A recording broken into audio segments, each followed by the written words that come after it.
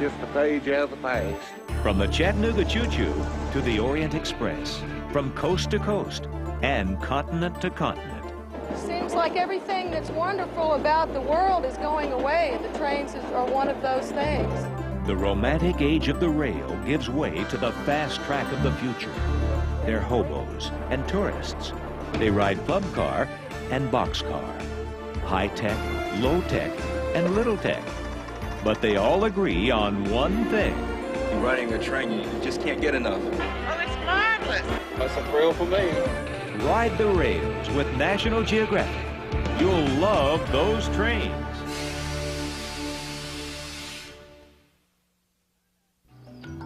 Behind an impenetrable wall of bamboo, hidden from time and the outside world, lives one of the most elusive creatures on Earth, China's giant panda. Join National Geographic on a real-life adventure into the heart of China's Qinling Mountain in Secrets of the Wild Panda.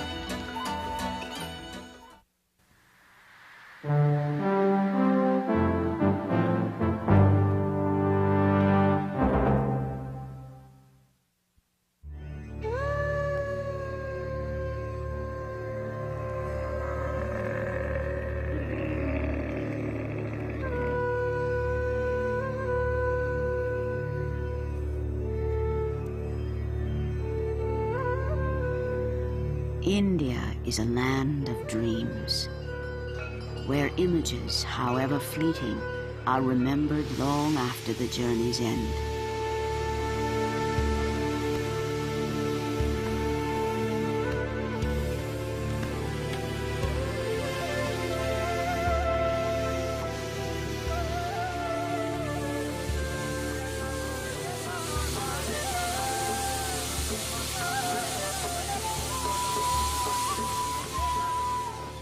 The railway is her lifeline, crossing not only distances, but bridging the boundaries of her many cultures.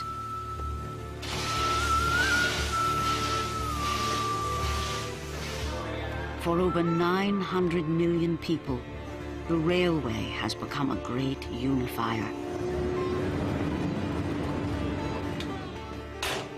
Over 1.5 million must work to keep it going.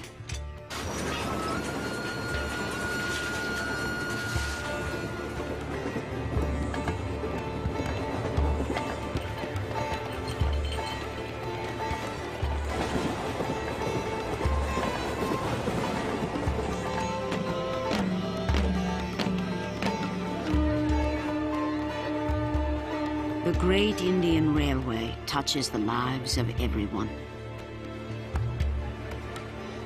For nothing is more a part of this country than the trains which are part of its soul.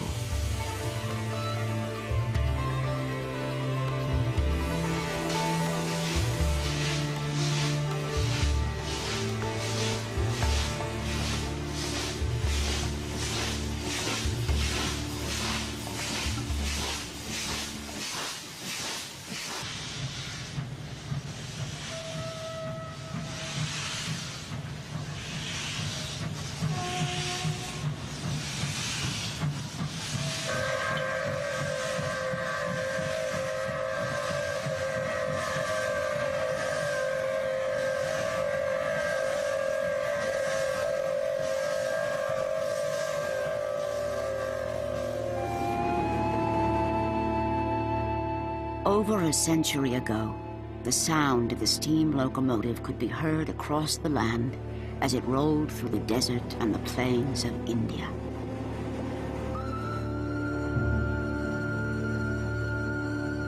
In those days, villages and cities were isolated by vast distances, and the coming of the train would change them forever.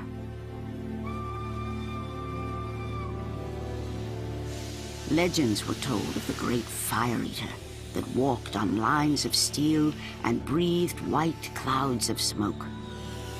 Those who did not fear it came to see it for themselves. In remote outposts where there were no stations, banyan trees often marked the train stop. and people anticipated its arrival like the coming of a great ship.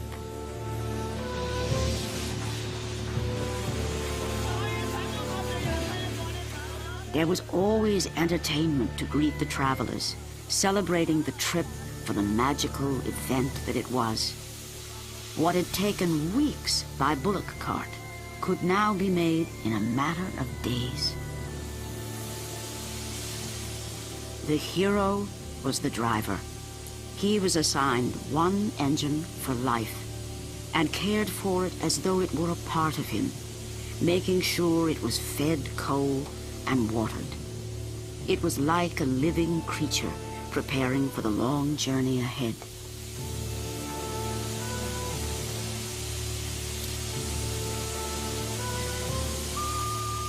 If there ever was a heart and soul of the railway, it began here, with these locomotives.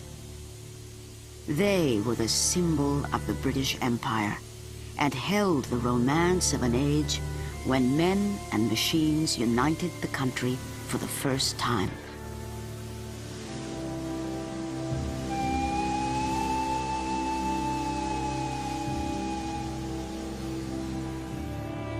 But this era couldn't last forever.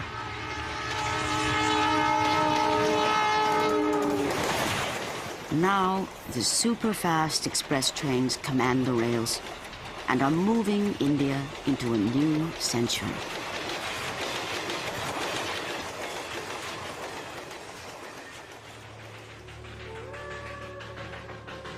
The railway is a living legacy of the British, who dominated the subcontinent for nearly 200 years. They laid down the first rails in 1850, and by Indian independence, dozens of railways reached across hundreds of princely states and territories. Today, all have been merged into one, stretching nearly 40,000 miles and connecting over 7,000 stations. It is the largest railway under a single management in the world.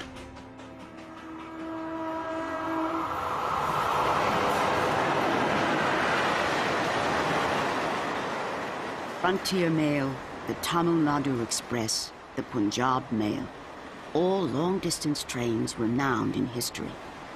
But one of the oldest is the Grand Trunk Express, and it travels nearly the length of the country. Indians love to travel, whether it be on a religious pilgrimage or to visit relatives far away. They pack everything and bring everyone. They can go anywhere in the country for less than $7. Space has a whole different meaning on an Indian train. People like to sit next to each other, talk and share stories. And a stranger isn't a stranger for long.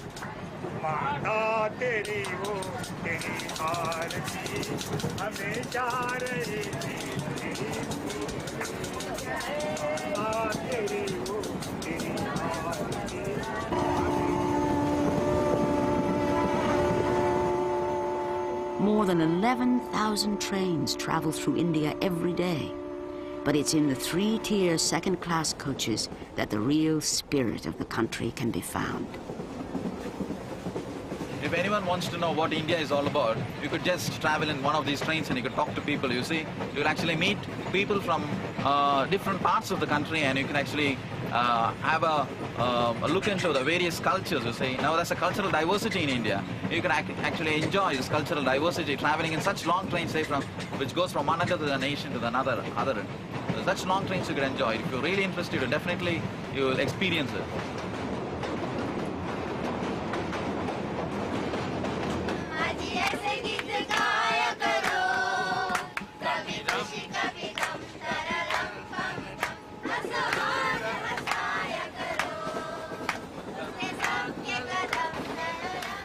Every Indian train has ticketless passengers who are part of its character. Gypsies, beggars, and sweeper boys who make their living earning tips between stations. I meet every type of people here. Maybe they are millionaires, they are the poorest. They are engineers, doctors, bankers, every type of persons I am meeting.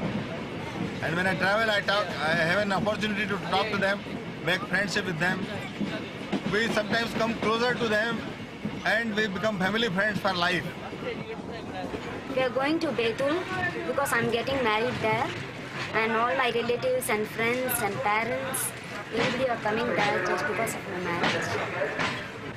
Strange journey, I'm in a business trip. This is my business trip.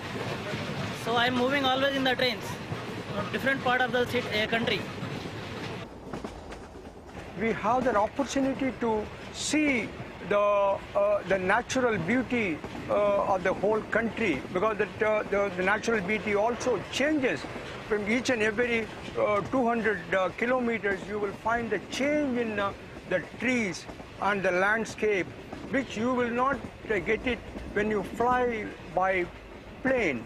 So that is one of the reasons also we have taken the decision to go by.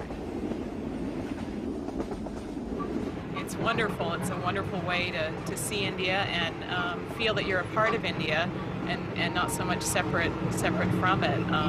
You know, you're here and you're eating here and sleeping here with everybody else, and it's great. It's a wonderful way to see the country. How do you feel about traveling on the railway? How do you feel? I feel Very nice? very nice.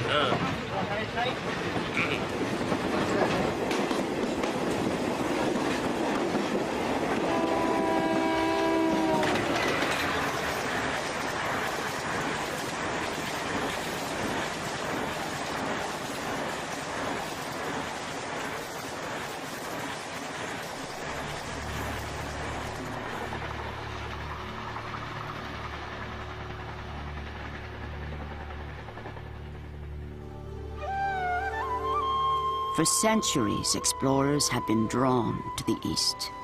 In the 1660s, the British took possession of the strand of islands that curved into the Arabian Sea.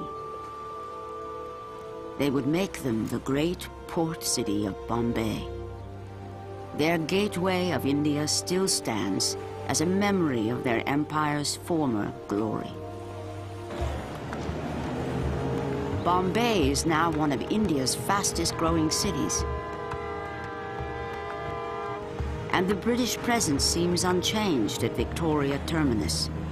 Opened in 1888, it was built on the site of the first railway station. But now, it's the headquarters of Central, the busiest of 9 zones in the Indian Railway.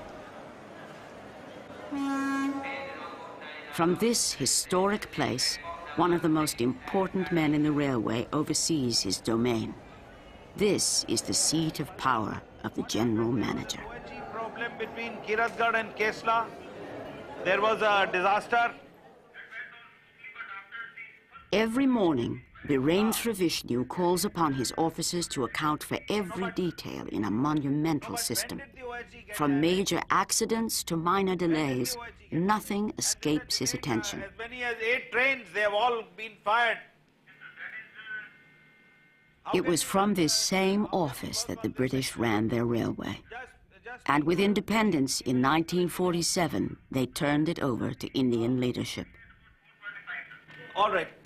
Hello, Jabalpur. But now the GM controls a far more complex network. With 200,000 men beneath him, he runs 2,000 trains a day. Madan. Namaskar. What is happening today? What are your prospects of loading? Sir, yesterday we did 8.5. Ajay, you just speak to CME. Your diesel utilization has slumped. Your diesel utilization has slumped. Your sick wagon balances and all the yards are heavy. The stable loads are heavy. Just speak to CME. Hello, Madan. Yes, sir. Lal bol raha hu. Katni shed. For the last 15 days, it has been having very high failure rate. Some tightening up is required in Katni. Some tightening up is required in Katni. What is required? Tightening up. Tightening up is required in Katni. Vishnu is more than a figurehead. If something goes wrong, he shoulders the full responsibility. And every month, he makes it a point to leave his office and visit his men in the field. Give your guidance. And it should be deemed to be approved by GM. आप ये issue करा दीजिए because I am going on an inspection on the ghat section. There should be a bigger, we must fix responsibility. And the truckers, the trucker strike, Mr. Mathur, has to be taken care of because unless you do. Few traditions have changed since the days when the British walked these halls. And like them, Vishnu sets out on a surprise inspection to make spot checks along the line. But where the GM is concerned, nothing is a secret for long, and word of his coming has already been passed down the line.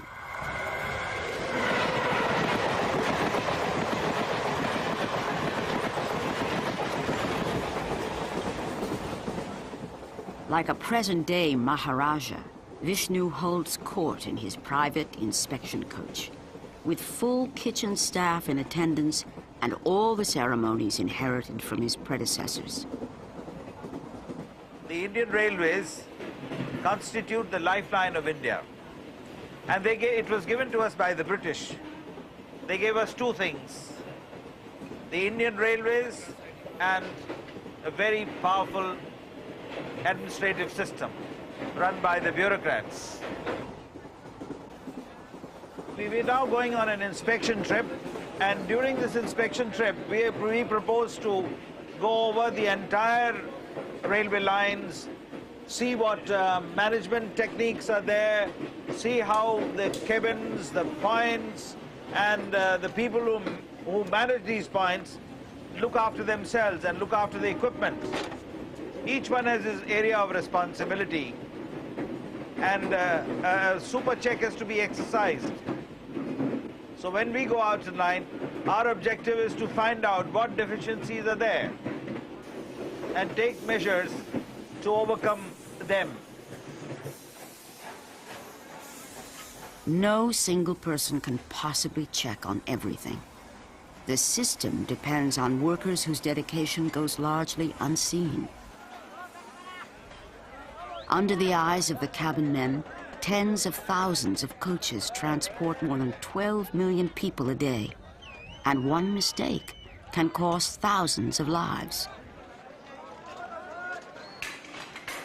For this is a human railway, where the strength of a lever man means the safe passage of a train.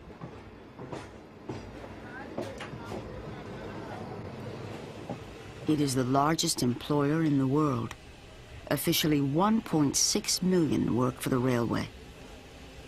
But Vishnu estimates that nearly 80 million people depend on it for their livelihood.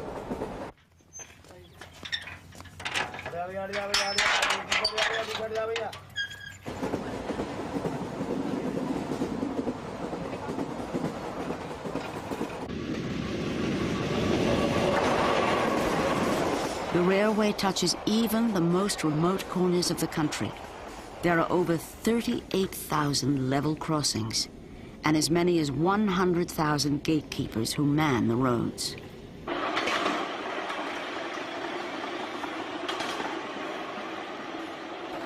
Inspections are endless, and over 100,000 bridges need to be seen to.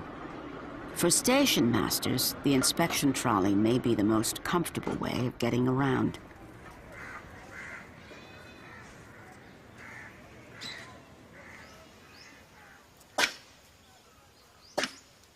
But one of the lowest workers on the ladder is perhaps the most important one. Every day, the key man walks the same stretch, 4 miles down and 4 miles back, checking every inch of track, making sure that all the bolts are in place. He's one of thousands of unsung heroes. If the key man is there, then all is safe.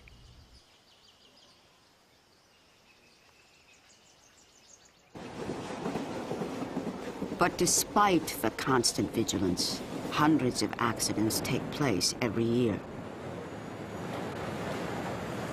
Tunnels are especially dangerous and must be continually checked for loose rock, which could fall on the passing trains. Using long wooden poles, some tunnels are still sounded by hand. A cave-in could cause a major catastrophe.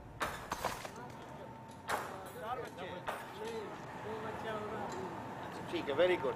When we go out in the field and interact with the lowest functionary in the railways, he may be a railwayman, he may be a pointsman, a gateman, and the general manager goes to him, meets him, shakes his hands and gives him a reward or reprimands him. The news goes round everywhere. He will be very happy to be reprimanded by a general manager. And there are some people, they come and touch my feet, and in India that's a custom. So that sort of a thing happens. It happens everywhere. So it's a very satisfying experience to be around, to be heading an organization like the Central Railway. Given an opportunity, I'll do it all over again. Thank you.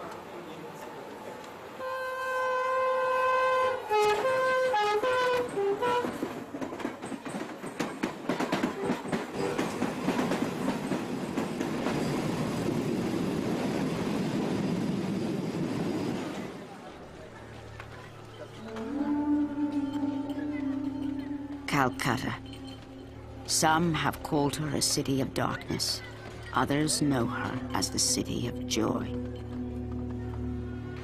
But nowhere in India is a place more alive and life more bizarre. Her legendary streets have nothing to hide. 6 million refugees fleeing famines and wars have descended upon her. And Calcutta turns no one away. Even the gods live in her streets and are symbols of the city's spirit.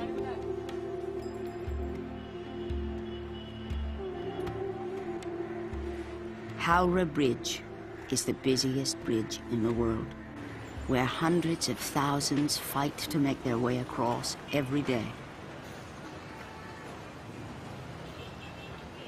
For this is the link to Howrah Station, where travelers have their first taste of the city's urban madness.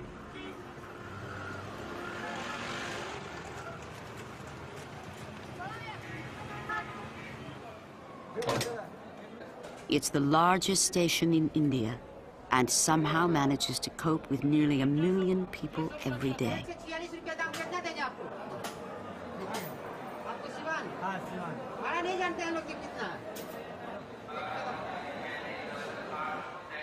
Built in 1906 on the site of an orphanage, Howrah offers shelter to everyone and has become a city unto itself. It's up to one man to supervise it all. Good morning. The station manager, Mr. Mitra, oversees a staff of 2,500 people providing services for every imaginable situation. It has worked so well for so long that many of the old ways are still in place.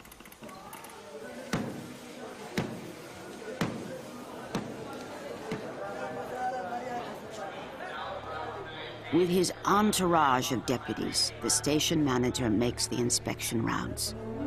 But tolerance underlies everything here, and he'll overlook those who have come from the villages, bringing only what they can carry, and dreams of a better life. Howrah is their refuge before venturing out into the city. Some will stay for days.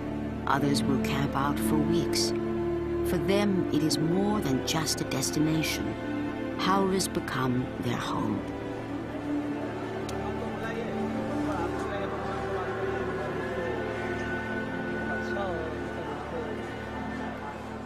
But there is order amid what appears to be confusion. The station manager upholds a strict code of cleanliness, and if a vendor is found to be lacking, he will write him up. करना चाहिए आपको note कर लीजिए note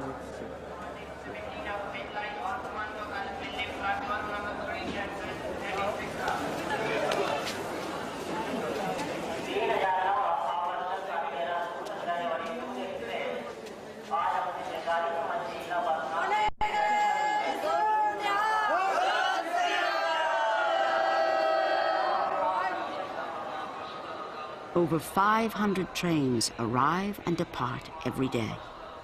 But the 12:50 arrival of the Rajdhani Express is perhaps the most eagerly awaited. The train is very late. The train is very late.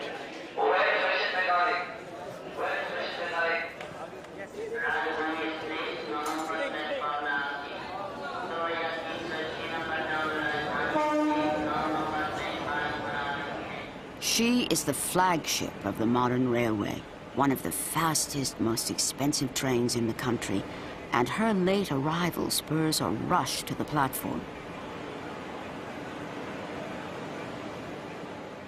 Her clientele is India's upper class. And the baggage coolies who know this will risk their lives to meet the train. This one tip can make their day.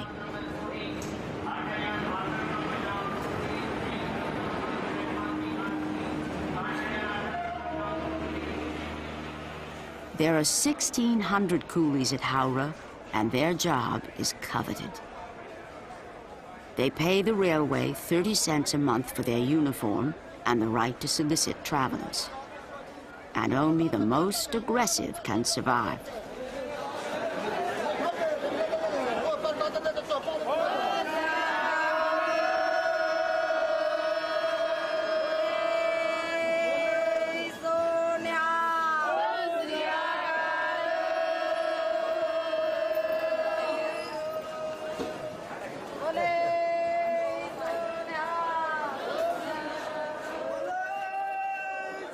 For those who do leave Howrah, it is a land of fond farewells. But the station and Calcutta are not easily left behind, and their images will long be remembered.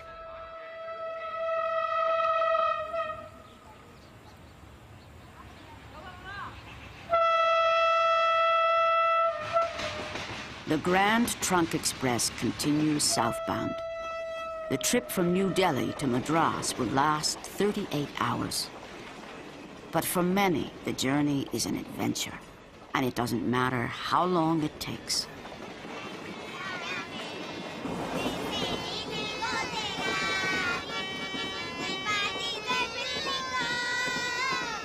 Long-distance trains have become temporary homes for village India, and those on board are captive audiences for ticketless travelers who earn their keep, providing everything from entertainment to food. On a train, meals are a big event, and passengers are constantly being solicited with different kinds of fare.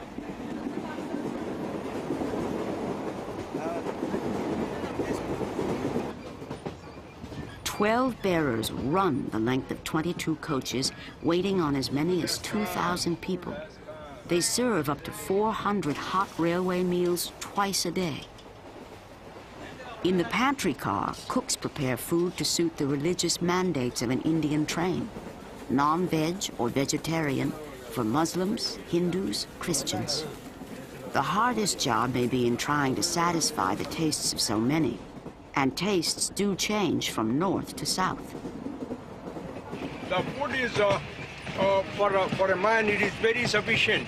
It is, we can comfortably, yes, it's more than sufficient for one person. It is given to us. Because here you have the rice and dal, we call it the grams, and then vegetables also is available. Then it is a full meal for us. Meals is not so good. Meals is not so good. So we will depend on some fruits and biscuits, etc. I don't take food in the train. They are not making it properly. It's not properly cooked. Moreover, quantity also they are giving it not up to the standard.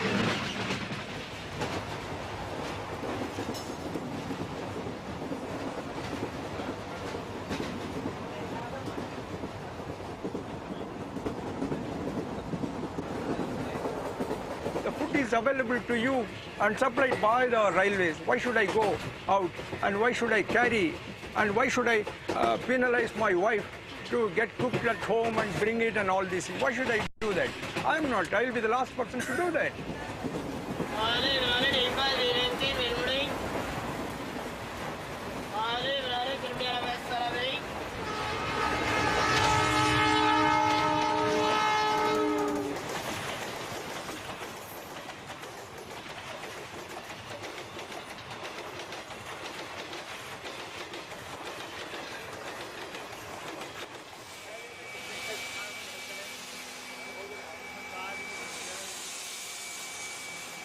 There is one train in India which travels not only distance, but also back through time.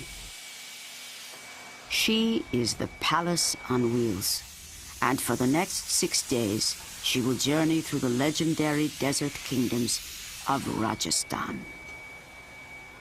Her 75 passengers will be treated like the Maharajas who once traveled through their states on their own princely railways.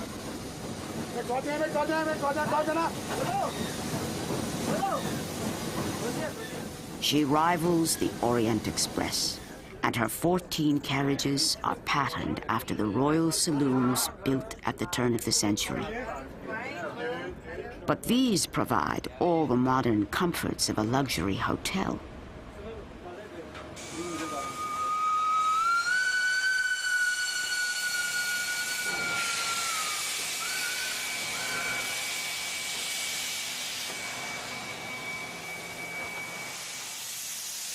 There is nothing more magical than riding on the footplate of a steam locomotive.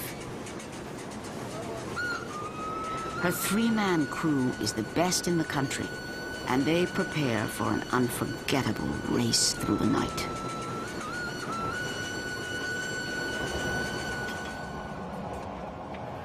This is the first long-distance train journey we've ever made. So, of course, as far as we're concerned, it's something a bit special. And it's something we've saved up for a long time to do. It's one of our holidays of a lifetime, shall we say. And it's a wonderful experience. I never dreamt that it could be quite so luxurious, shall we say.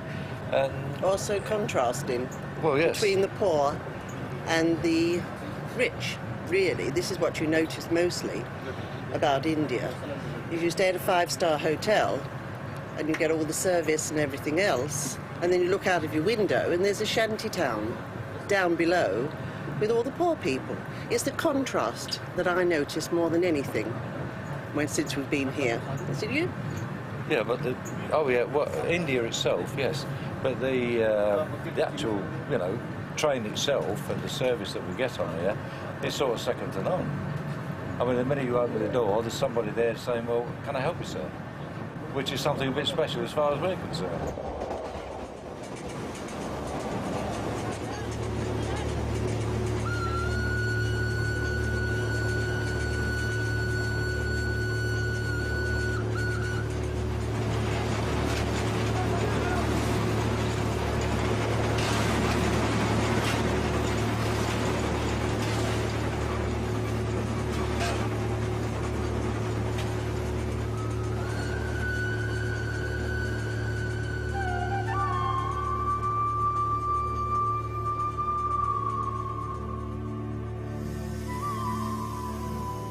They will wake in Rajasthan, where traces of the oldest civilizations in India can be found, and nomadic tribes still follow ancient trade routes into Central Asia.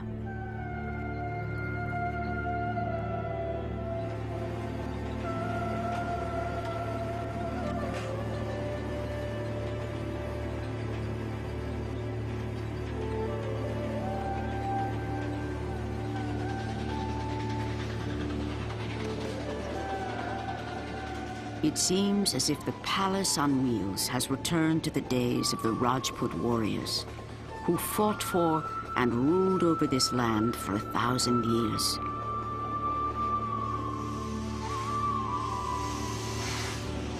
This train will transport its passengers into a world of palaces and fortresses which inspire fairy tales.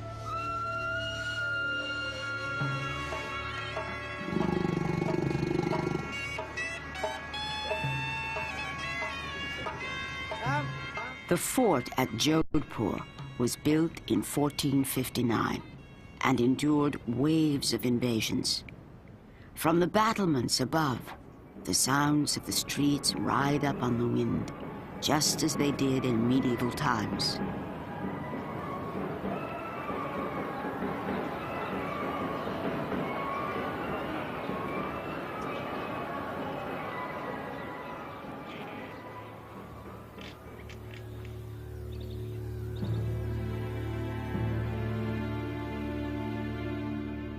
One dynasty of kings left perhaps the most dazzling legacy of them all.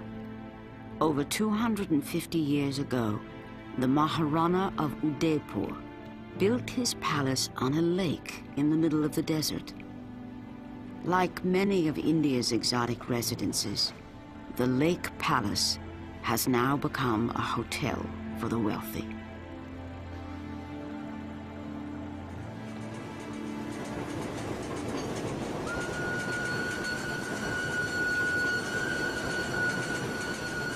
The Palace on Wheels engine consumes 8 tons of coal between stops.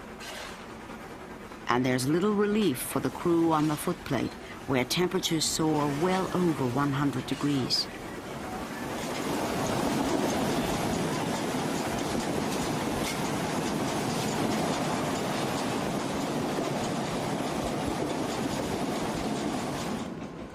Inside, meals are an elaborate affair.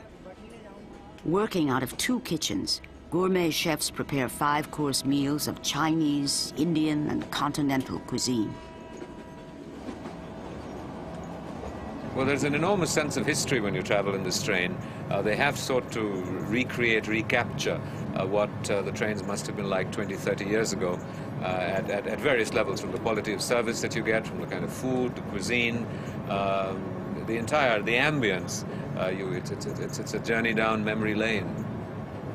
For me, it was really nostalgia for the past, for the splendors of the East, as it were, and the rhythms of the train are just marvelous. It's like an image in the train, an image out. So it's like cutting to a very beautiful rhythm.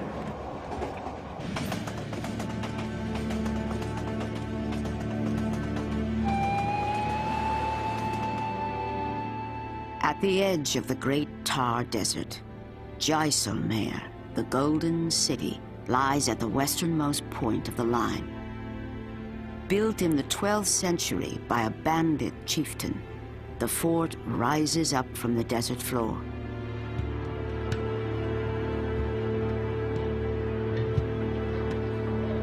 For over 300 years, it was a haven for prosperous merchants, and their descendants still live within these walls.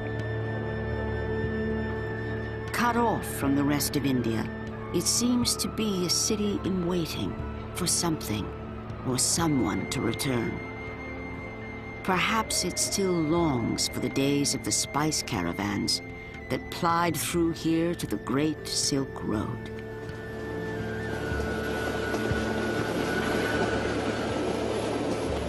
Oh, I love India. I love it. I love the palaces that we've seen, and the people. The people are charming. They really are. I mean, the beggars are a pest, because you get them all over the place. But as for the actual people, they're smiling, happy, and always pleased to see you. And they work very hard when you see them working, and they stay at leisure a lot. They don't. So it's been splendor, it's been ecstasy, it's been the past, it's ourselves, it's the heat, it's the dust. It's a milieu of kaleidoscopic colors. It's been beautiful. It's a wonderful microcosm of an ancient tradition surviving and coexisting in a very contemporary India.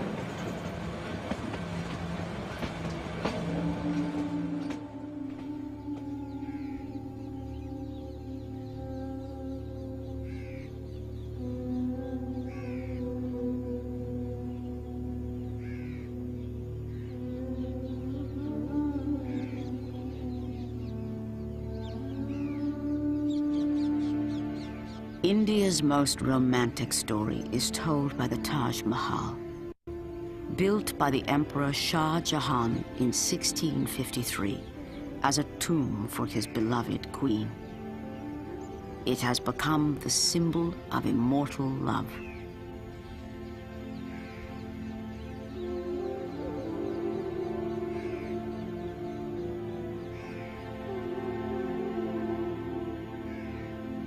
We've heard a lot about the Taj, who hasn't, but it still hits you. You come prepared for it, but it's still magnificent. It's much larger than I thought it would be. It's awesome.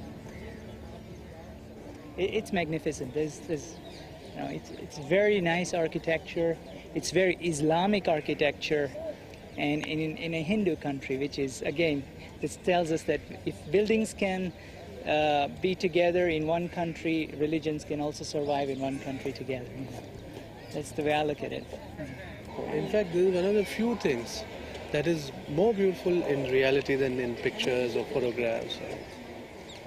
There are very few things of this type in the world, which you like more when you see it really. Because all the gloss and the glamour you get in the pictures. We are very proud of it. It's one thing which gets people all over the world from. And anybody who talks of India, he talks of the Taj, and we feel very happy about it.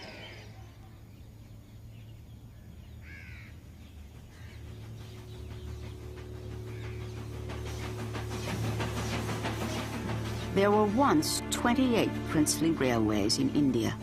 Those days are gone, and their trains have become a part of history.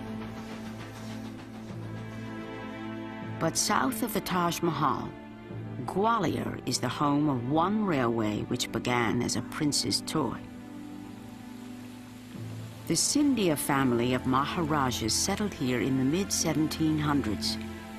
A European influence was strong, and as a young boy, His Highness, the Maharaja of Gwalior, asked his English tutor for a train. It came by ship, with 2.5 miles of track. He extended it to serve his state in 1899, and today it is still known as the Gwalior Light Railway.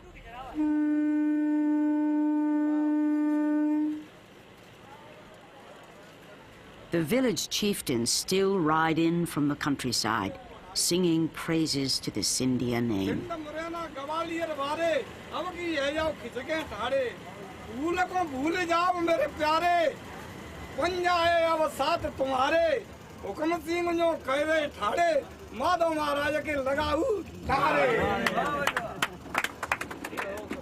Traveling as his great-grandfather did on the 2-foot-wide, narrow-gauge rails, Aditya Scindia looks out over his family's former kingdom. Well, this used to be prime hunting area not too long ago, about 40 years ago. And in those days, one would just take the light railway, which is the one we're on right now, and we used to have Rolls-Royce hunting carriages, and one would just shoot off the train. And you had an immense amount of wildlife here. Not only that, but when parties used to come from other states or even abroad, there used to be hunting trains, and hunting caravans that were organized on this light rail. And we have many an occasion when even actually the Shah of Iran shot his first tiger in Gwalior off the light railway. Although much of their property and their titles were taken away after independence, the Scindias have shifted their power into the realm of politics. Aditya's father, Madhavrao Scindia, has been the Minister for Railways, Civil Aviation, and Tourism. And his son hopes to follow in his footsteps. My family has been around for about 300 years now, and we've been in Gwalior for 250 years. But unlike a lot of other families, we don't claim to be descendants from the moon or the sun. We are, and proud to say so, that we are the sons of the soil. We originally started as farmers and peasants, and in that connection is still strong. Even though we live among this opulence and grandeur in this palace, and it's the place where I'm deeply connected to because I grew up here. I'm still connected to the earth. That lifeline is still vibrant. My great-grandfather and my grandfather after him always impressed upon us that the realities are something that we should always face. My father, accepting and realizing it, sees his role as the Maharaja of his state in politics today, looking after his people. The grandeur is all gone, but the connection is still there.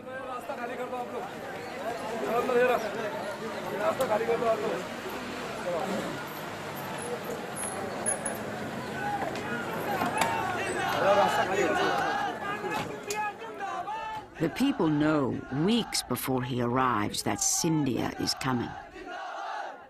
He is now a member of the ruling Congress Party, but his strength comes from an age-old devotion to the Maharaja. In his home state, he is revered as a king.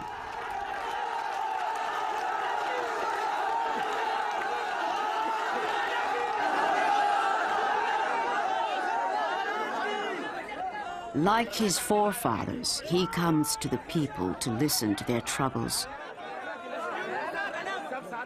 choosing one who will speak for all.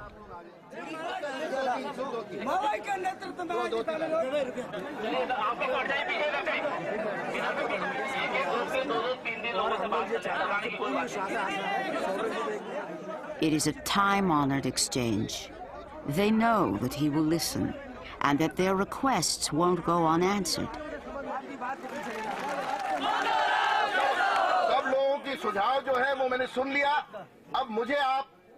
For the Maharaja is now a powerful politician, and as he rallies for the votes his party needs, he promises to look after his people.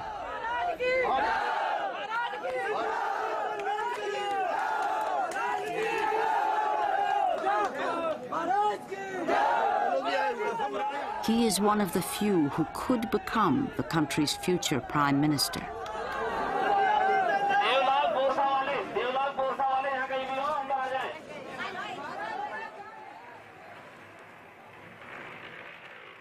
For all his importance, Madhavrao Scindia has not lost his boyhood love for toy trains. In the palace dining room, the first electric train in Gwalior still runs on silver rails. Its crystal decanters are pulled by a solid silver engine brought over from London nearly 100 years ago. This is a train which seems to have caught the imagination of people from all parts of the world. It was made at the time when the Gwalior Light Railway was first begun, and presented as a memento to my grandfather. And it's an exact copy of the railway engine that pulled that light railway train along. I remember the last time it was used was for a banquet in honor of the late King of Nepal, King Mahendra. And the banquet went very well, seats 75 this table, and all the guests were finishing with dessert when the train started. And of course, everyone as usual was very intrigued. And it passed Her Majesty and served her toffees and chocolates or whatever. Some had brandy, some had cigars.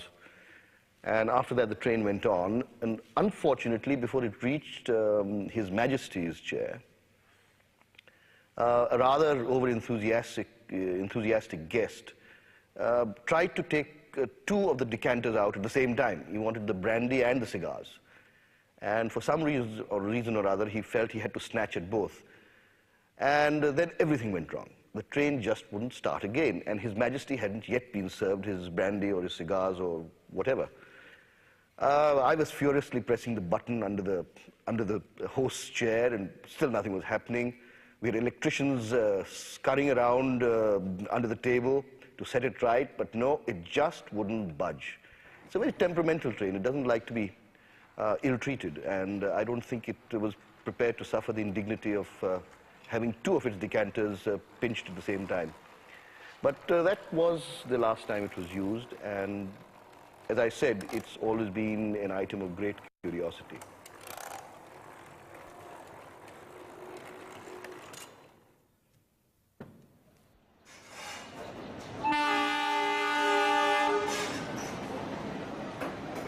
In India, there is no place more dangerous than a crowded railway platform at night. And when the Shatabdi Express arrives, it brings chaos to Gwalior Station.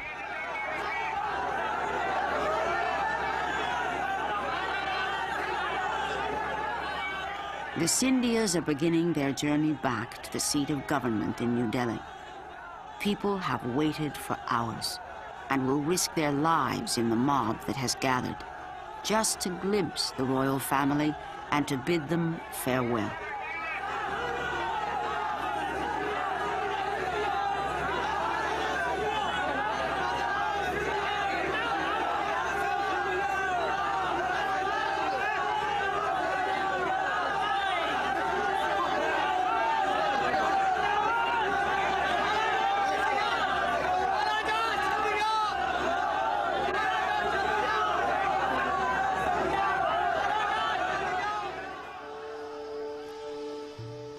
If there is a spirit of the railway, it is found in the thousands of small stations which have become part of the fabric of Indian life.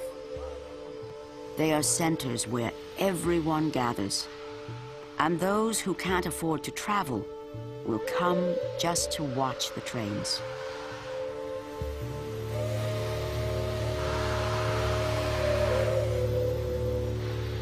The most impressive arrivals have always been the broad-gauge steam locomotives, lovingly called the Black Beauties. They ride on the widest rails, and their wheels stand taller than a man. But their presence is now becoming rare, and those who grew up with them will miss them the most. Black is beautiful. Our steam locos are our black beauties. We feel with the phasing out of steam locos as if we are doing away with one of our kith and kin with whom we had blood relations.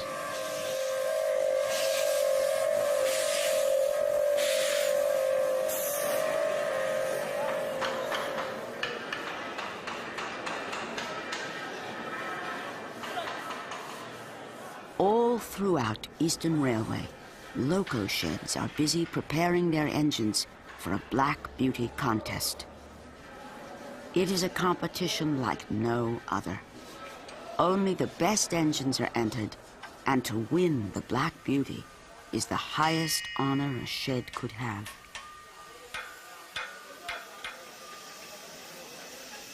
Dhanbad, Rampurhat, Sahibganj, Asansol, Jaja.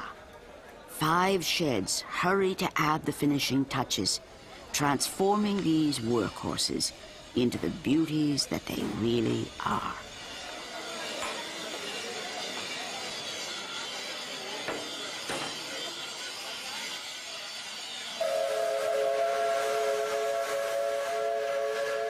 This possibly should be the very last Black Beauty contest of Indian Railways. We meant to bring to you the effect of the steam locos when they were in their heydays, to show how they looked, how they worked, and for just one more time, perhaps live and outlive the glory of those days when the steam locos bore the brunt of Indian Railways.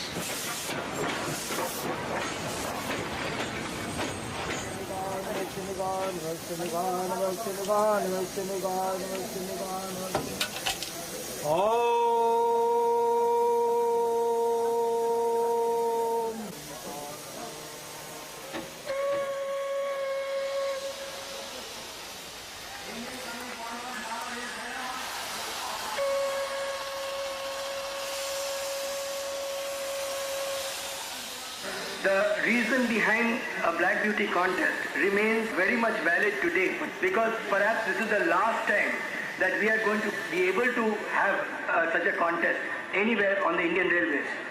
Perhaps in the rest of the world, like China and others, steam will continue.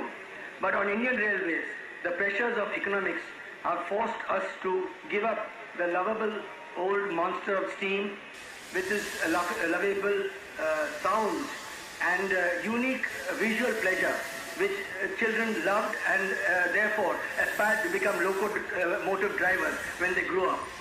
But the people who are maintaining them, who are operating them, who have to work very, very hard to make it run for a kilometer, for them to keep their enthusiasm at the highest level, to make them feel that they are part of a very, very major organization like the Indian Railways, they have to be given a boost, which I think this kind of contest does give. It helps people to remember that the steam has served a glorious era from the old days if you look back into the past.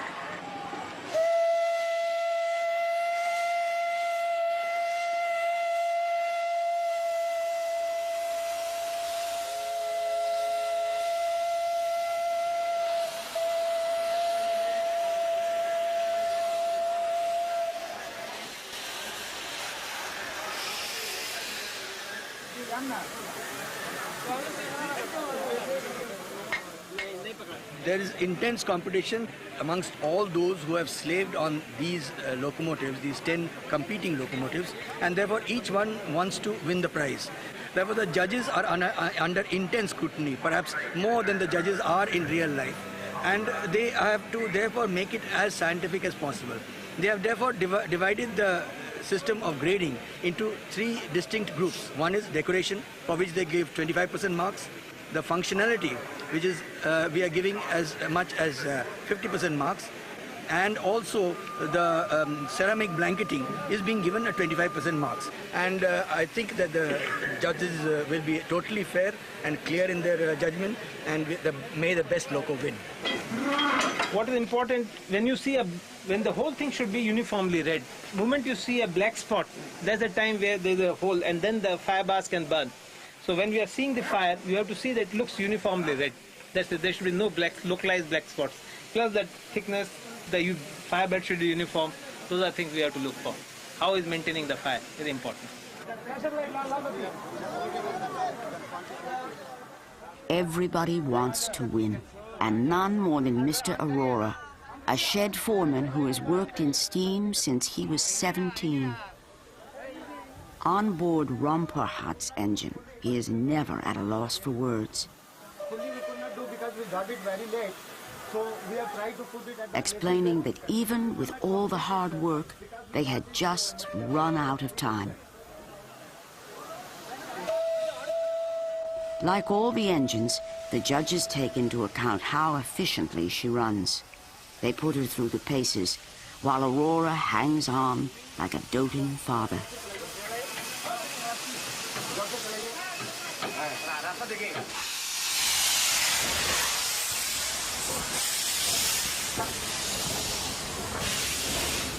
The bosses, my examiners, they have been very much pleased with the work which you boys, with my staff, with my driver and other fellows, all the whole Rampurat has done in decorating this locomotive, in making it fit, mechanically sound. And they have checked all the points, and I think we have got, if not 10%, then at least 90%. Now we should leave the result to Almighty God, So Almighty God is there. They parade in all their glory, and anticipation runs high. Now it's up to the judges to reveal the last Black Beauty winner. Para number Nandini, Asansol se.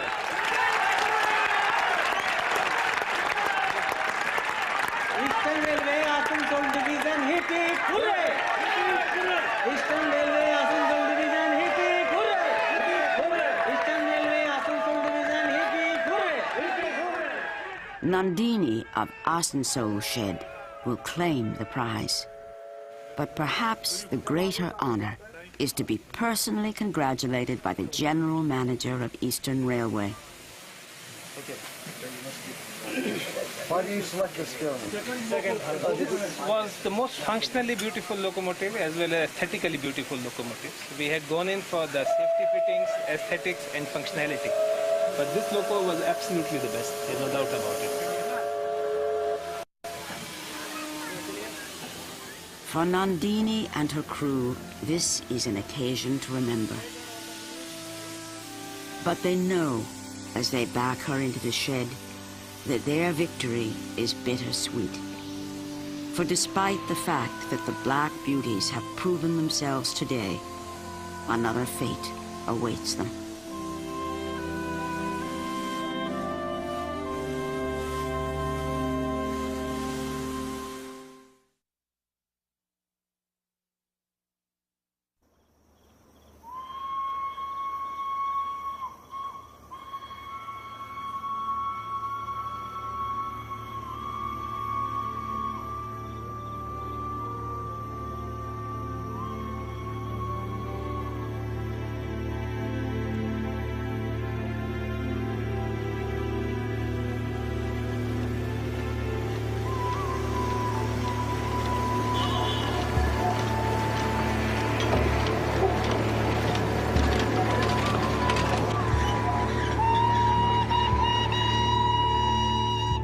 In northeast India, a little toy train climbs the foothills of the Himalaya, the tallest mountains in the world.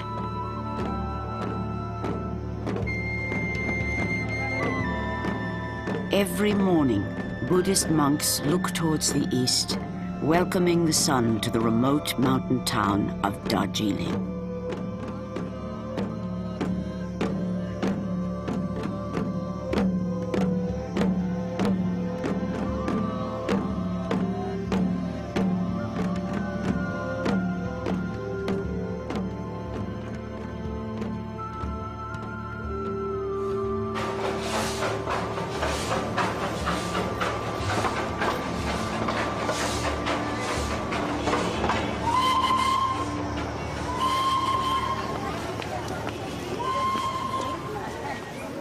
Darjeeling has always been a frontier town, where an oriental look enters the faces of India.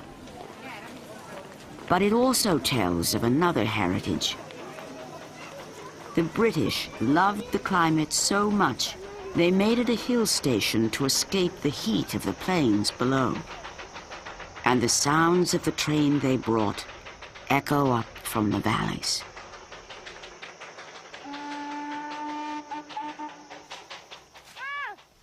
For the people of the mountain, the train has always been a part of their lives. In the days of the British Raj, it carried the famous Darjeeling tea down from the plantations.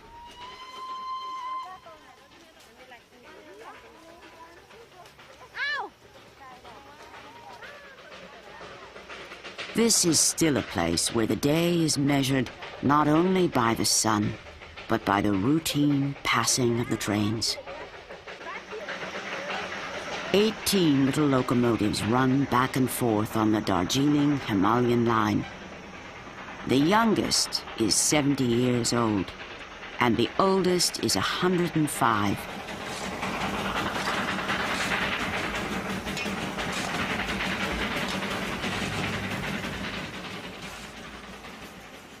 Every day, several trains climb from the plain of the Ganges in about the same amount of time it took Mark Twain when he came to Darjeeling in 1896.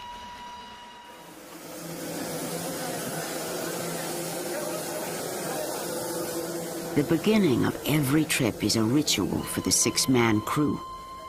Each engine is an antique heirloom that's been entrusted to their care, and they look after them like living, breathing creatures, feeding and watering them.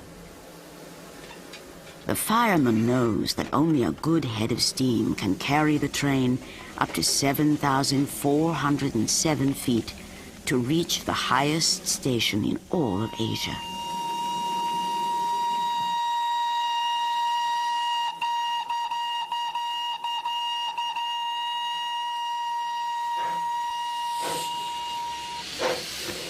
With two men riding on front, ready to throw sand on the rails for traction, and a coal breaker riding on top, the train finally sets out. Each engine has its own distinct personality, and no one understands his better than the driver, Mr. Guru.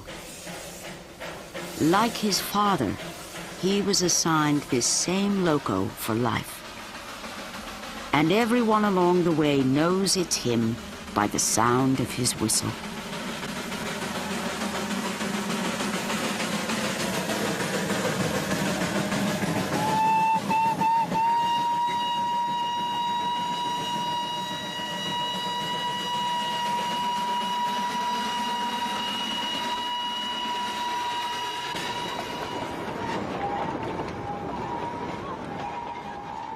For Shurab Tendif, one of many who have fought for its preservation, it's a reminder that some things do stay the same, and not to have it would be a great loss.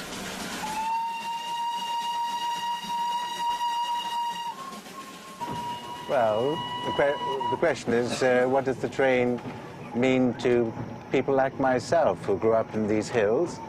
Well, you have to remember that when I was young, people really didn't travel that very much. The airplane hadn't arrived, and the train was an important image for all of us, an escape to the outer world, a chance to see something over the mountains. You had this train which represented to us an opportunity for adventure. We used to jump on and off the train. Tickets weren't that important. There's the chugging, the sound of the movement of the train, the energy of this train. It was like a little Tibetan terrier.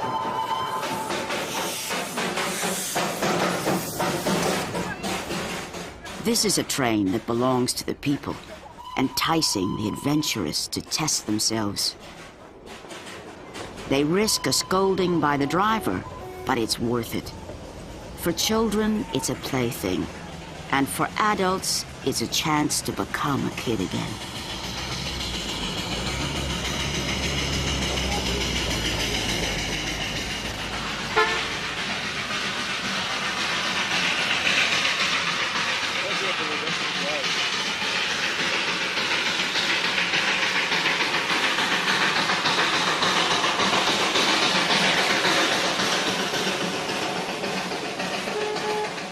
But the journey is not to be taken lightly.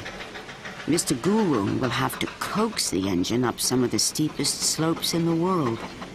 He knows each turn and the grade of every incline, and he'll have to keep a vigilant eye out for anything that could go wrong. Perhaps the biggest worry is that the axles may overheat, which could derail the train. Problem due to axle running hot. What is my engine?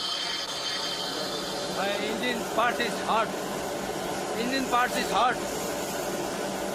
So why the begin is running, the brass is hot.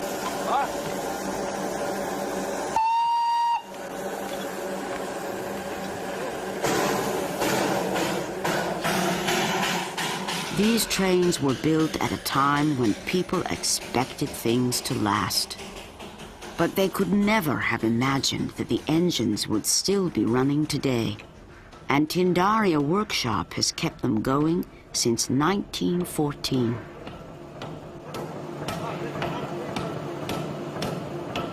The parts have long since stopped coming over from Great Britain.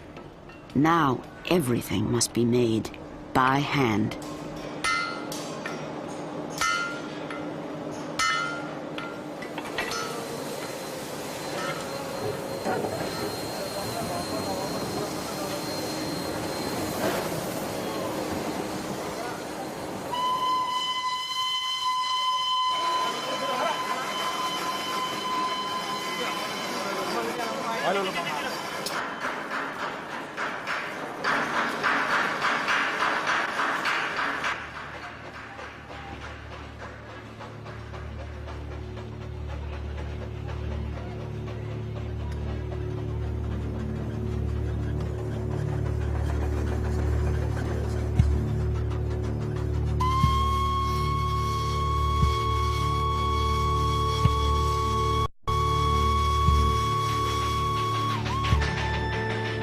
The obstacles that the British overcame in 1881 are still impressive even now.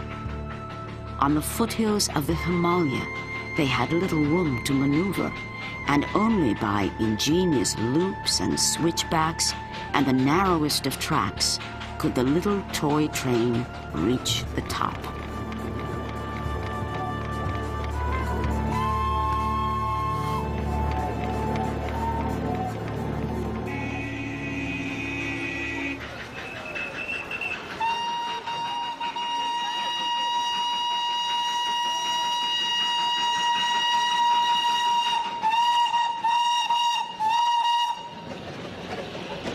If the train does not run, we do feel that there is something absent, and we do feel it very strongly.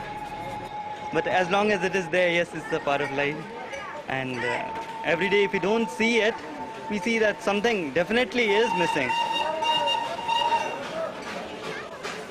Like the train and the tracks and everything, nothing has changed. Everything is the same. Only we are changing. And now the name has changed. Previously it was the Queen of the Hills. Now they say it's the Grandmother of the Hills.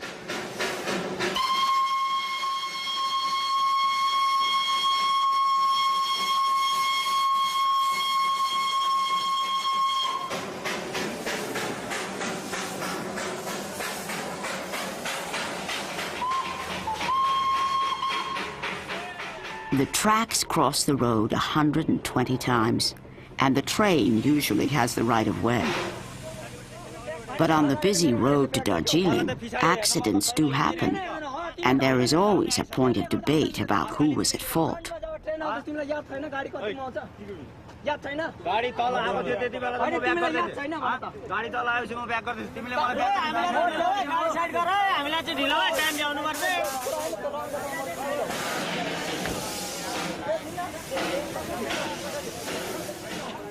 In a tight fit, the train usually wins out, but the argument will go on long after it is gone.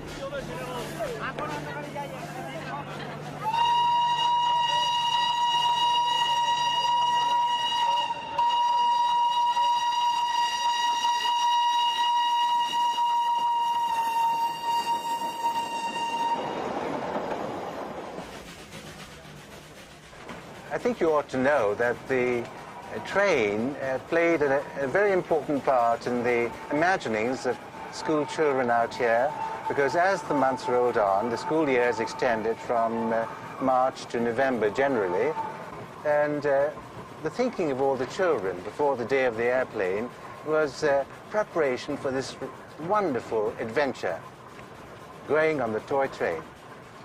And it would be often heard various songs, one of them which I might just recite to you. It's one version, there are many versions of course. The more adult the child, the more interesting the version. This one goes like this. It refers to the DHR, which is the Darjeeling Himalayan Railway. It goes like this. The DHR is far too slow. Doo-da, doo-da. The DHR is far too slow, oh doo-da-da.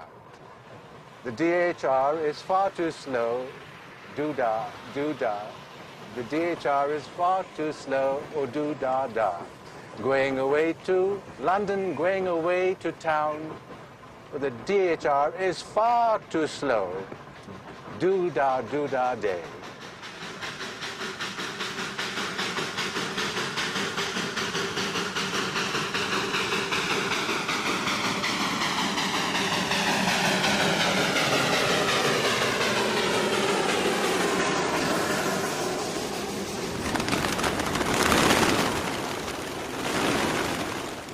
Bombay. It is the financial capital of India, and with a population of 13 million, it has one of the busiest commuter rail systems in the world. Every day, 5 million people pour in and out of the city, gambling with their lives just to get to work on time. Each train is designed to carry 1,700 standing passengers, but swells to almost 7,000, building in numbers which the officials call the dense, super dense, and hyper dense crush loads.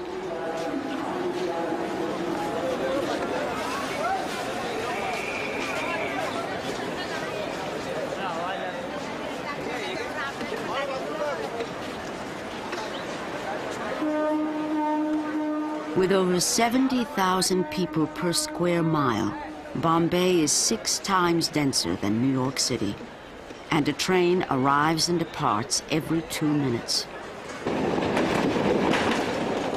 But many live up to 2 and 3 hours away, where the real commuter drama unfolds. At over 100 stations along the way, they vie for one of 2,000 trains heading downtown.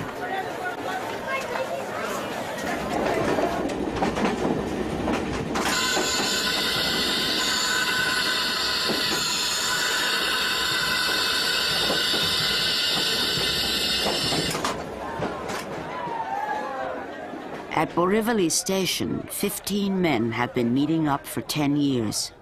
They call themselves the 854 Group, and every morning they stake out strategic spots along the platform.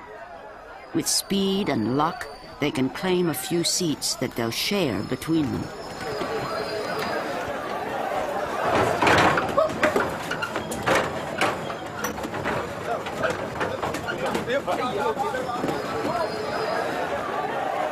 They have only 30 seconds before the train pulls out again, and consider their daily ritual like a workout at the gym.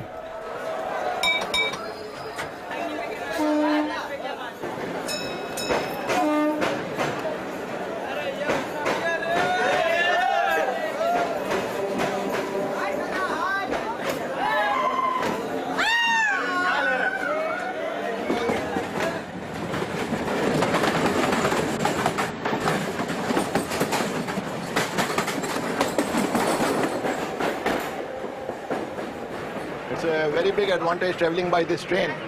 We make so many friends, we discuss many topics, we come to know many things about what is happening all over Bombay, not only all over Bombay, all over India, what is happening.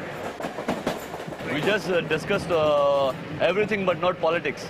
Not politics? No. Why not politics? We hate. We discuss everything under the sun but not politics, no religion, and no Harshad Mehta. Yes, I am a part of the same group who just spoke to you. We are members about 13 or 14 hours, and we have been very close to each other. Traveling this train, we have ties with our families. We meet quite often at parties, and well, we are very close to each other. What I feel is that the Bombay suburban passenger is facing the most hardest task while reaching his office. You see, the capacity of this rake is about maximum 1,400 people. But during peak hours, there are more than 7,000 people traveling, but still nobody grumbles about it. I think that's the beauty of Bombay people. And this is a part of the life, because we have to find something good from the bad things.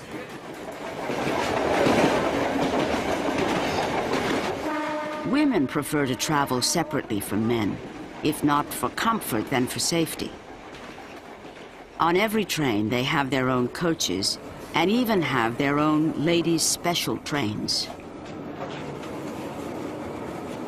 It's better if you travel in a lady special than in a gents compartment, very probably where there are ladies and gents together, because at times when the trains are too very much crowded, these men, as few of them, not all I would blame, do misbehave, which is not safe for we young girls in today's times.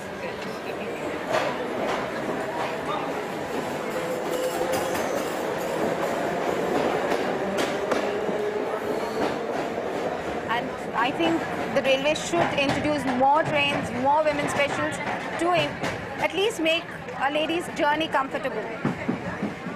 Otherwise, I don't think there are any special privileges given to women in this state. No way, not in our workplace, no way. We're treated like men.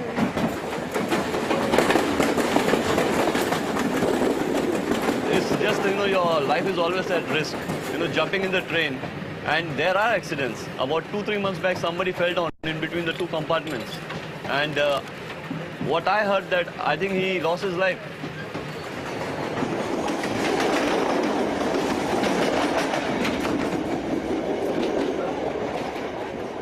Every day, the daily average on the suburban section of the people who are killed is about 8 to 9 passengers. That is about 2,000 passengers in a year on both the suburban railways are killed every year on this track. It is one of the greatest problems for the railways and also for the motorman. If motorman does not get heart attack, at least as soon as suddenly someone comes, he gets blood pressure. It's a no man's land where the footpaths cross the tracks, and the trains roll through the playgrounds of the largest slum in Asia.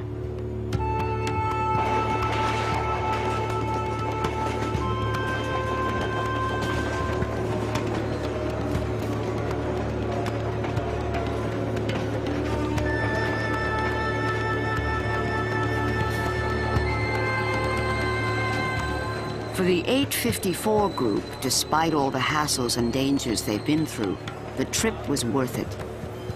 For this is Bombay, a city teeming with energy. And to them, an exciting train ride is the best way to start the day. The train stops only long enough for the motorman to walk from one end to the other.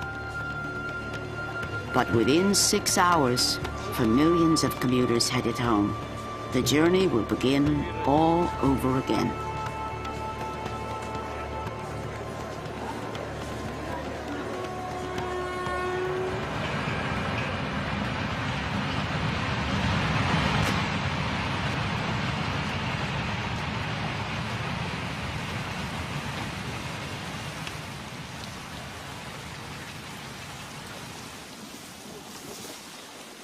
India is a country of villages. More than 70% of its people live out their lives in a day-to-day existence where there is no hurry. And only the changing seasons mark the passage of time.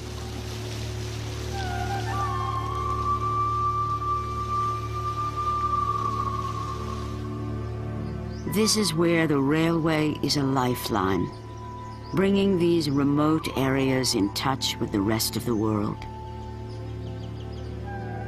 In South India, Pallur is one of thousands of small way stations which haven't changed much since British colonial times.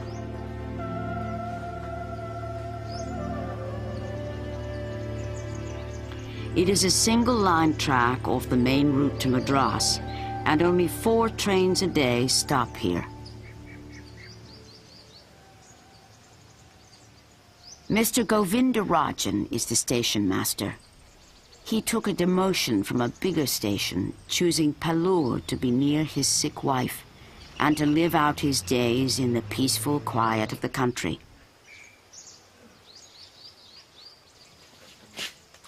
He shares his responsibilities with Kamakshi, a railway widow, who is officially the sweeper porter. Between the two of them, they run the entire station.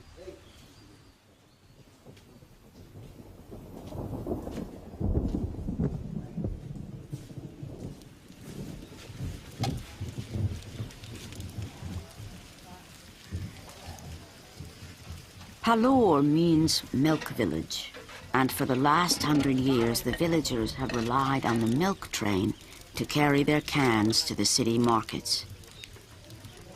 But before the train arrives, Govindarajan must coordinate with other stations to make sure that his line is clear for the coming train.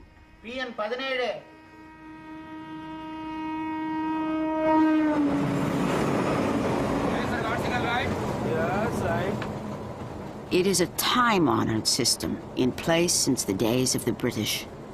A ball token must be carried by the driver, giving him the right-of-way on a single-line track. At every station, he must pass the token and pick up another. Only then will he have permission to continue on his way. Now, I am asking line clear.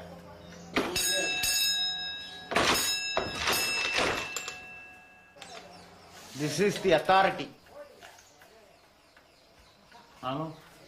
Token C17. The line is officially open, and Kamakshi can change the signals that will indicate to the driver that the track ahead is safe.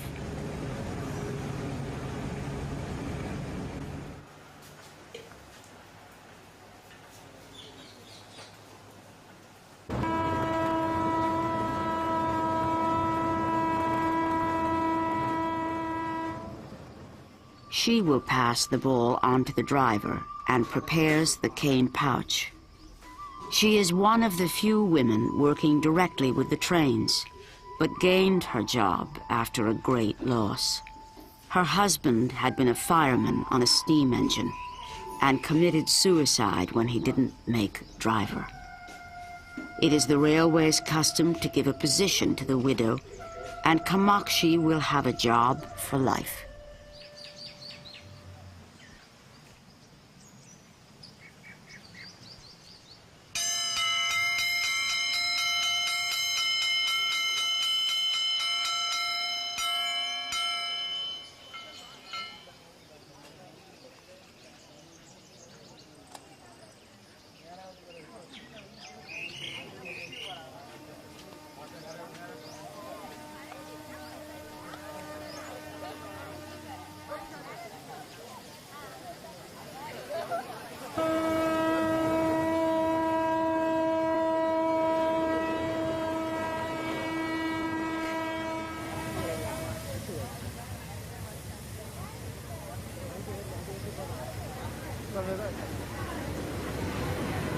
As the train comes in, the ball token is handed over. Now the driver can move safely into the next section.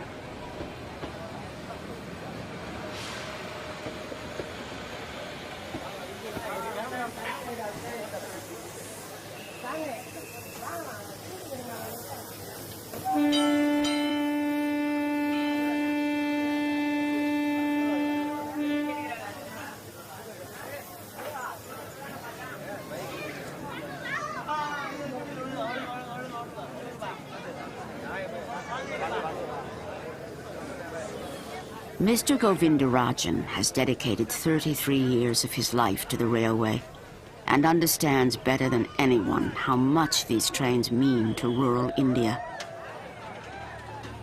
But changes are coming, and he has received word that with his retirement, his post will not be filled, and Palur station will be closed. They tell him that with only a few trains a day, there just isn't enough profit. Soon, the trains won't be stopping here, and people will have to take the roads. He will be the last station master of Palur.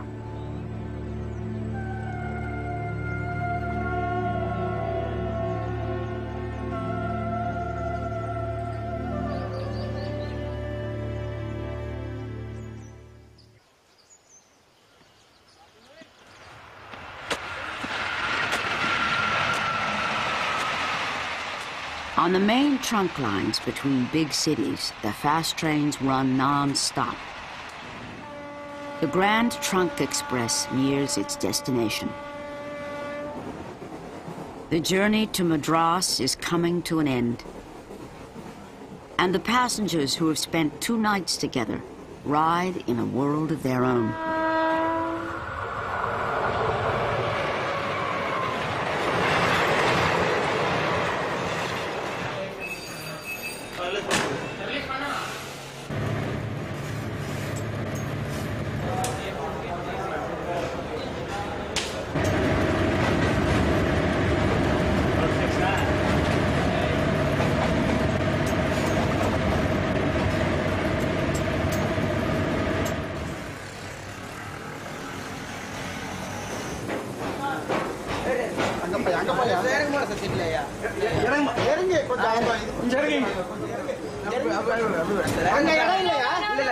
No, side. Before the train even stops, those who are wise to the system will start negotiating for coolies. For this is Madras, the largest city in the south, and the hassle of any big station is only just beginning.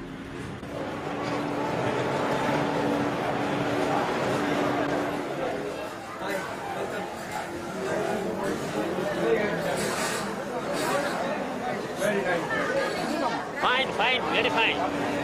We enjoyed the trip. Arrivals usually mean hello, but in India they often mean goodbye. And those who were strangers only a few days ago are now departing as good friends. The coolie is just coming because he has gone there to bring the trolley for me to pick up the luggage.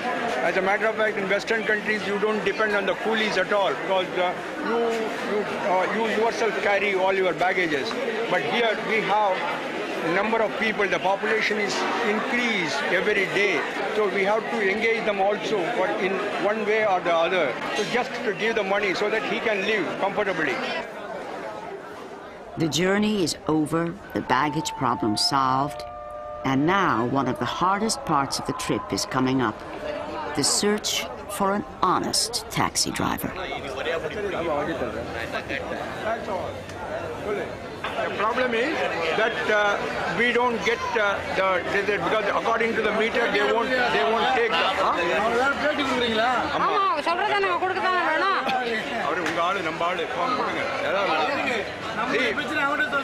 These people.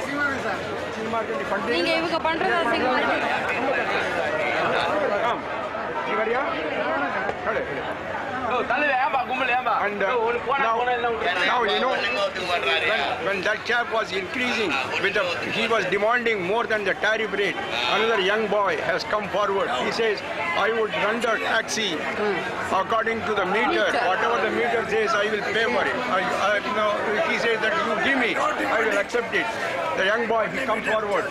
Now it means the younger generation which is there, they are coming forward to help the passengers who are coming in the by train.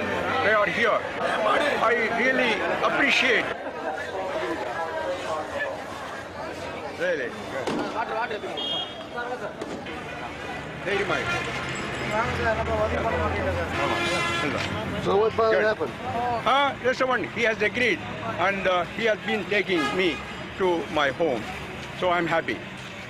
They are very good people. Just like our some other people, some elements are always there, whether you are here in India or in America, wherever you go, the human tendency is such. When Adam and Eve was there, the Satan was also there. So there is, you can't help. That's all. That is the fact remains. That's all. Okay? Bye.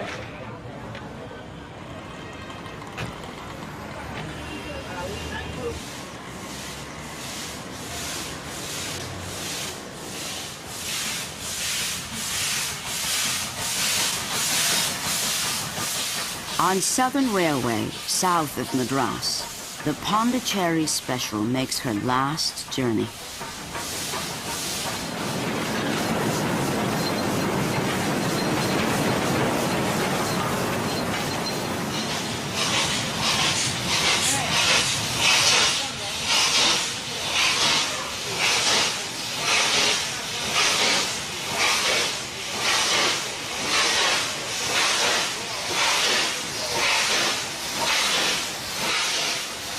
Nothing evokes the romance of the railway like a steam engine.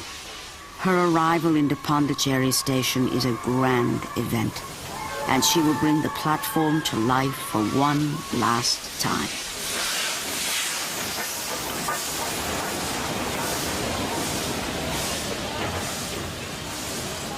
This is one of the few holdouts of steam. The locomotives were phased out of the big cities years ago, and now even small stations are seeing them vanish.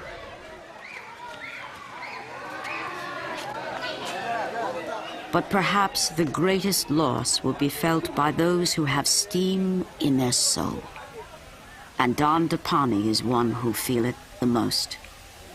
A third-generation railwayman, he became what his father, a gatekeeper, always hoped he would be, a driver, the pride of the line. Now he's been given the honor of taking the Pondicherry Special on her final run.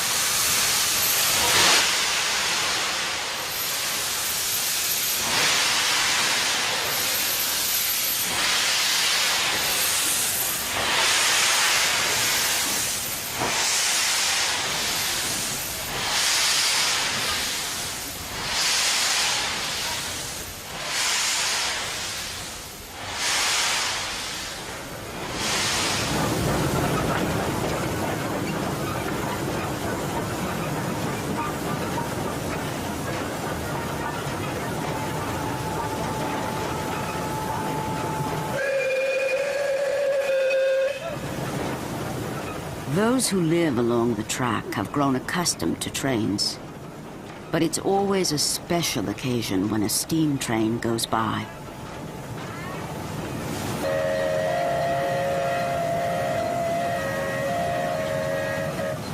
His engine may be old and worn down by age, but Don DePani knows that what he is doing is something noble and historic.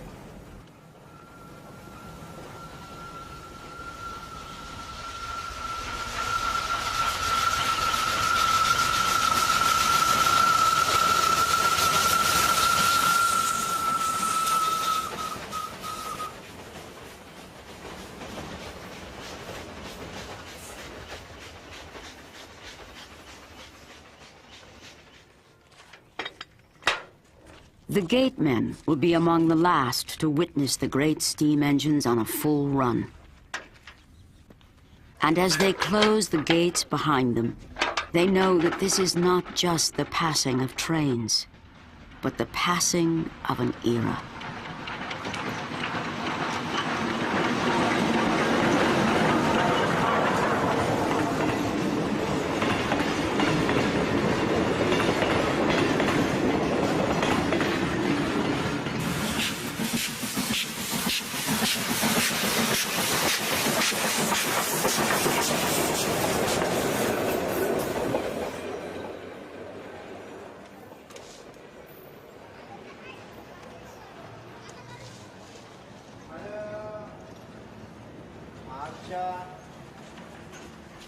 Like a keeper of the rails, Cabin Master Machi has been directing trains for the past 31 years.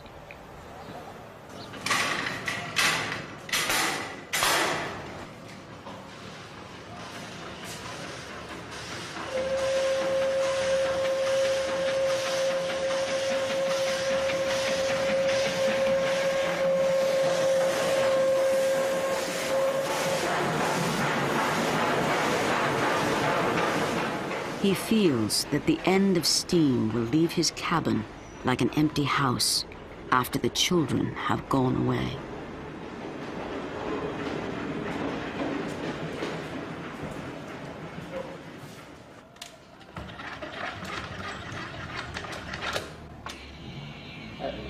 Hello इकड़ा चालू ना के अच्छा ठीक है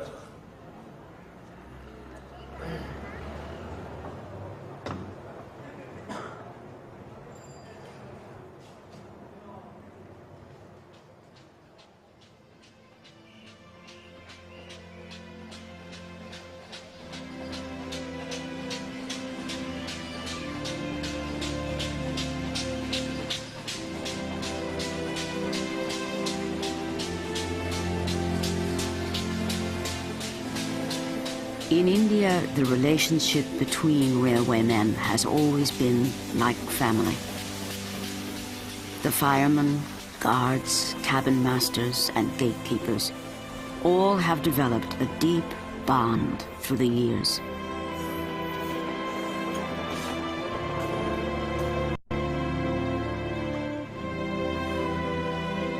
Station masters on the single-line tracks and the drivers of steam know that a time is coming to an end.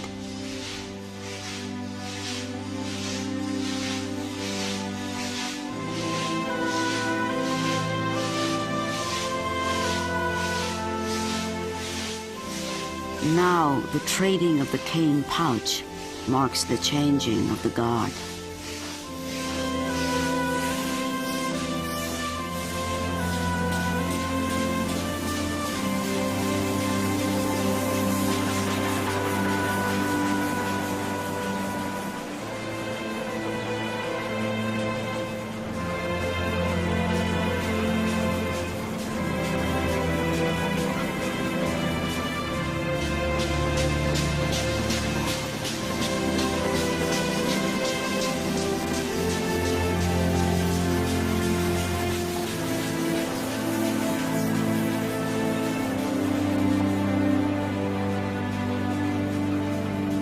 Both Govindarajan and Don DePani have since been retired. The Pondicherry Special has been condemned. And Little Pallur Station is now closed forever.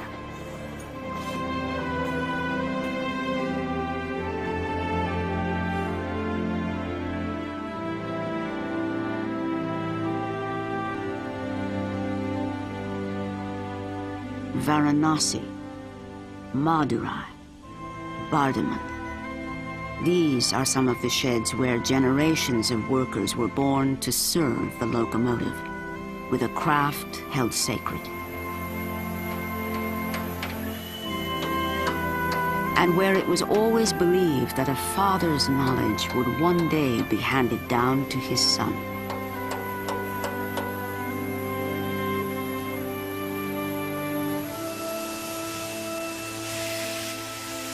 We'll be closing down this steam loco shed in a couple of months. When the last of these black beauties would have moved out, this shed had something like 71 locomotives a few years back. What we feel sad about the whole thing is that something which fascinated every railway traveler over many, many years is dying out.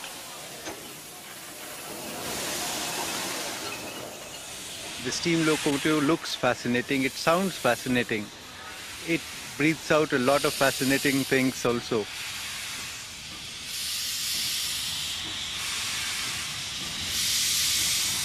What fascinated everybody was that the locomotive was ever so visible. It had nothing to hide. It wasn't dressed up.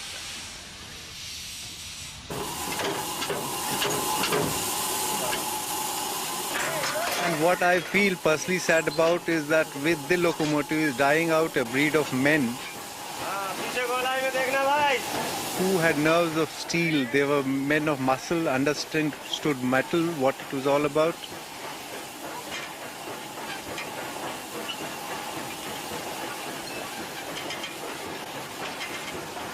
What we get today in lieu is the diesels, the electrics, which have really no muscle in them. They're all technology, there's no spirit behind them. To us as old railwaymen, they are really not comparables. This shed, where the epitaph is now being written, will see a gloomy picture in a few months from now, and will lose ever so slightly a part of our past, something on which the railways all over the world have survived for the last 100+ years. With that, a lot of our soul will be gone.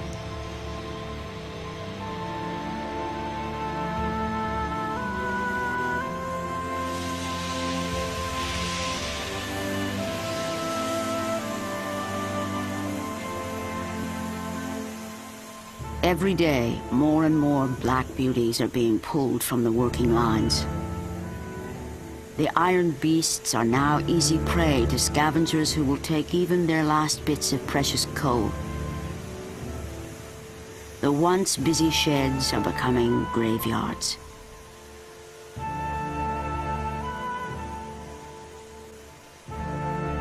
For loco foreman Mr. Aurora, returning is like visiting old friends. See, this is the tragic part on my life. I was born and brought up in with this steam locomotive. Now I feel as if I am left all alone and I am standing like a helpless man, can't do. But this is the demand from my nation.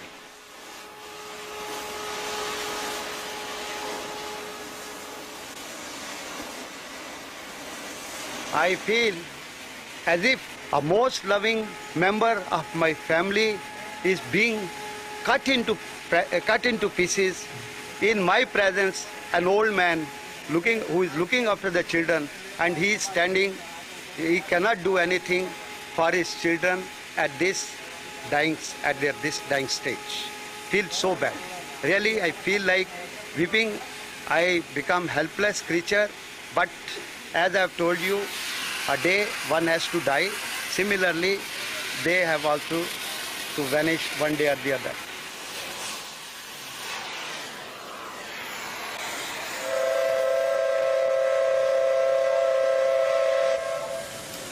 the music, the everything I know. I wish if this should be known to everybody. First of all, I'll let you know how the whistle sounds of a steam locomotive. Sounding of a whistle from a steam locomotive.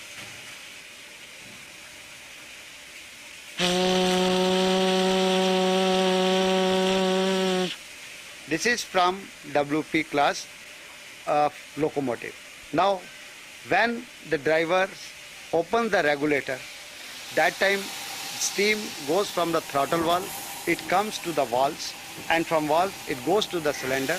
The sound, the music, the rhythmical music, the most beautiful music, the most unavailable music from any other source, I am just going to give that music to you if you like so, sir. Just the driver opens the regulator.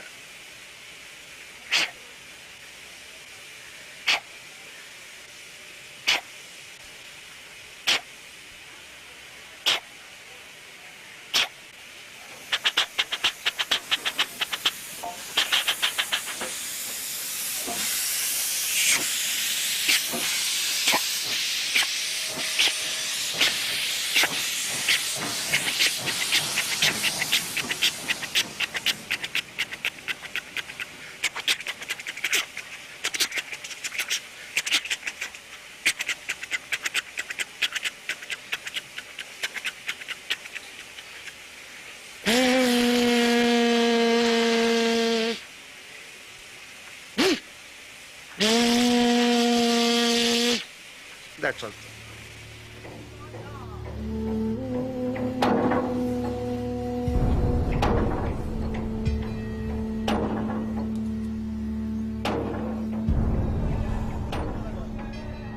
All across India, steam sheds have turned into auction houses.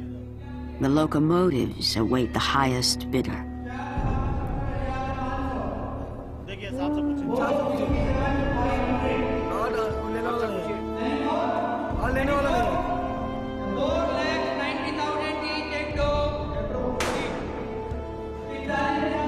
They are the businessmen who have waited for the sheds to close before making their move. They buy the engines, which are, to them, worth only their weight in scrap metal.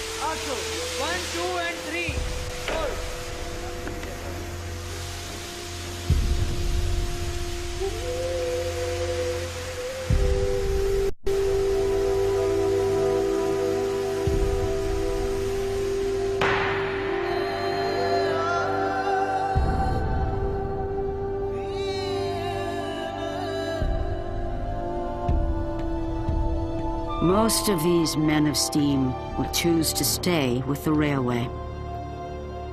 Some will have to be retrained, and others may have to relocate far from their homes. But for all, a way of life is over.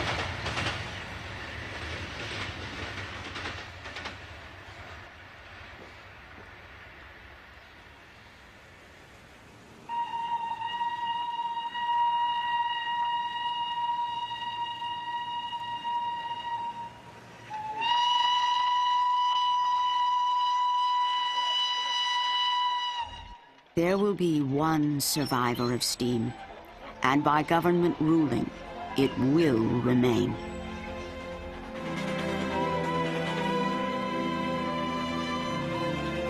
It is the Darjeeling Himalayan toy train, the oldest mountain railway in India.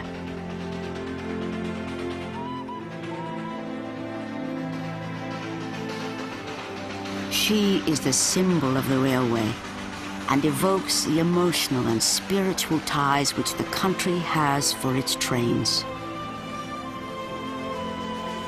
The men who run her stand for the many who have devoted themselves to keeping the lifeline going.